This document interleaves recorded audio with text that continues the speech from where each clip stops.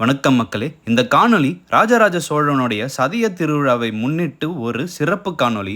ராஜராஜனை பார்த்தீங்கன்னா ஐப்பசி மாதம் சதிய திருநாளில் அருண்மொழி தேவராக பிறக்கிறார்.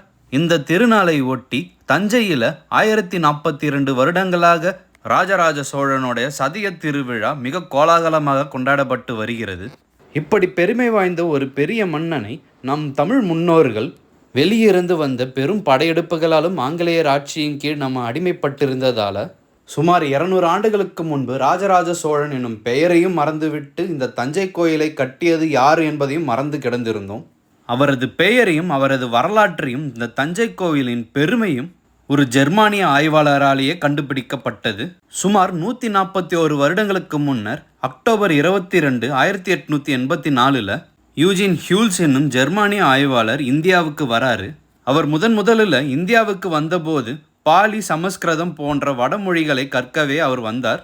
பின்பு தமிழ் மொழியுடைய அறிமுகம் ஏற்பட்டு அதன் பால் ஆர்வம் கொண்டு தமிழுக்கு சம்பந்தமான பல்வேறு ஆய்வுகளை மேற்கொள்கிறார். இவர் பின்னர் தமிழ் ஆசிரியரான வெண்கையர் என்பவருடன் சேர்ந்து தஞ்சை கோவிலுடைய கல்வெட்டுகளை படிக்க தொடங்குகின்றனர். அப்போதுதான் 200 ஆண்டுகளுக்கு முன்பு மறந்து போன நமது ராஜராஜ சோழனுடைய பெயர் மீண்டும் நம் தமிழ் மக்களிடையே அறிமுகப்படுத்தப்பட்டு அவருடைய வரலாறு கொஞ்சம் கொஞ்சமாக வெளியே வர தொடங்கியது. நீங்கள் இணையதளத்தில் ராஜராஜ சோழனுடைய பிறந்த வருடம் தேடினீங்கன்னா 947 என்று காட்டும். ஆனால் பல்வேறு வரலாற்று ஆய்வுகளும் கல்வெட்டு சான்றுகளையும் வைத்து பார்த்தோம்னா நமது ஆதித்த கரிகாலன் 972ஆம் ஆண்டு இறக்கிறார். அவர் இறக்கும்போது வரலாற்று சான்றுகளின் மூலமாக ராஜராஜ சோழனுக்கு 6 அல்லது 7 வயதோ இருந்திருக்க வேண்டும். இந்த காலத்திற்கு பிறகு சுந்தர சோழருடைய ஆட்சியும் முடிவுக்கு வருது.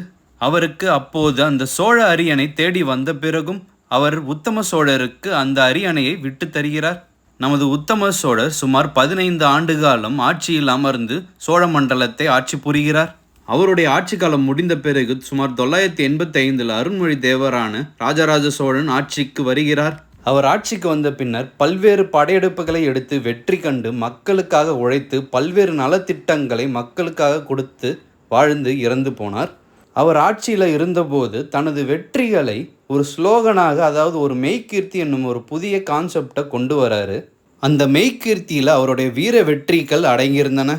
அவருடைய மெய்கீர்த்தி சொஸ்தி ஸ்ரீ திருமகள் போல பெருநிலச் செல்வியும் தனக்கே உரிமை பூண்டமை மணக்கோல காந்தலூர் சாலை களமறுத்தருளி வேங்கை நாடும் கங்கப்பாடியும் தடிகைப்பாடியும் நுளம்பப்பாடியும் குடமலை நாடும் கொல்லமும் கலிங்கமும் முரட்டொழில் சிங்களர் ஈழ மண்டலமும் இரட்டப்பாடி ஏழரை இலக்கமும் முன்னீர் பழந்தீவு பன்னீர் ஆயிரமும் திந்திரல் வென்றி தண்டார் கொண்டதன் எழில்வளர் ஊழியல் எல்லா யாண்டும் தொழுதகை விளங்கும் யாண்டே செழியரை தேசுக்குள் கோ ராசகேசரி வன்மரான ஸ்ரீ ராசராச தேவருக்கு யாண்டு என முடிகிறது. இந்த மெய்கீர்த்தியில் மங்கள ஒலி என்பது ஸ்வஸ்தி ஸ்ரீ என ஆரம்பிக்கிறது. இந்த மெய்கீர்த்தியில் முதல் வரி திருமகள் போல பெருநிலச் செல்வியும் தனக்கே உரிமை பூண்டமை மணக்கோல என ஆரம்பிக்கிறது. திருமகள் எப்படி அவர் கூடவே இருக்கிறாரோ அதே போல பெருநிலச் செல்வி என்னும் நிலமகளும் அவர் பெற அவர் எடுத்த வெற்றிகளை குறிக்கிறது.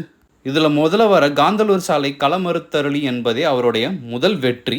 இதற்கப்புறம் கிருஷ்ணா கோதாவரி ஆறுகளுக்கு கீழே இருக்கிற வேங்கை நாடு கீழே சாளுக்கியரிடமிருந்து வெற்றி பெறுகிறார். அதன் பிறகு இன்று இருக்கும் மைசூருக்கு தெற்கே கங்கப்பாடி என்னும் கங்க மன்னர்களிடமிருந்து வெற்றி பெறுகிறார். பின்னர் அவர்களுடைய சிற்றரசர்கள் ஆட்சி புரிகின்ற நுளம்பப்பாடியும் வெற்றி பெறுகிறார். பின்னர் அதே மைசூர் கிட்ட இருக்க நுளம்பப்பாடி என்னும் இடத்தையும் அவர் வெற்றி பெறுகிறார். அதன் பிறகு சேர நாட்டில் இருக்க குடமலை நாடும் கொல்லமும் வெற்றி பெறுகிறார். இன்றைய ஒரிசா எனப்படும் கலிங்கத்தையும் அவர் வெற்றி பெறுகிறார். பின்னர் இலங்கையில் இருக்க சிங்கள மன்னர்களையும் அவர் வெற்றி பெறுகின்றார். பின்னர் இரட்டப்பாடி ஏழரை இலக்கமும் என்ற இன்றைய மகாராஷ்டிராவில் இருக்க ஒரு இடத்தையும் வெற்றி பெறுகிறார். அதன் பிறகு இரட்டப்பாடி ஏழரை இலக்கமும் என்று இன்று கூறப்படுகின்ற மால்தீவுகளையும் அவர் வெற்றி பெறுகின்றார். இவர் வெற்றிகளை முடித்த பிறகு வரும் வரிகள் திந்திரல் வென்றி தண்டார் கொண்டதன் எழில் வளர் ஊழியுள் எல்லா யாண்டும் தொழுதகை விளங்கும் யாண்டை என்ற திறமை மிக்க படைகளை உருவாக்கி அதன் மூலம் வெற்றி பெறக்கூடிய திறமை கொண்ட ராஜராஜ சோழனை அவர் வாழ்நாளில் எல்லா ஆண்டும் அவரை வணங்கக்கூடிய ஆண்டே என்று முடிகிறது. இத்தகைய வெற்றிகளை அவர் வாழ்நாளில் அவர் அடைந்ததற்காகவே ராஜேந்திர சோழன் எனும் பெரிய மன்னரையும் உருவாக்கி நமது தமிழ் மன்னர்கள் எழுச்சியுற இவரை போல வெற்றி பெற திறமைசாலிகளாக அவர்களை உருவாக்க அவர் காலத்துக்கு அடுத்து வந்த அடுத்த 400-500 ஆண்டுகள் எவ்வித குறைகளும் இல்லாமல் நமது தமிழ் மக்கள் ஒரு பெரும் ஆட்சி காலத்தில் பெரும் செல்வராய் வாழ்ந்தார்கள். இப்படிப்பட்ட ஒரு மன்னரை, அவருடைய சதய திருநாளை அவரை வணங்கி நாம் பெருமை கொள்வோம். இந்த காணொளி உங்களுக்கு பிடிச்சிருந்ததுன்னா என்னோட சேனல் புதிய அப்டேட்டை சப்ஸ்கிரைப் பண்ணிக்கோங்க. நன்றி, வணக்கம்.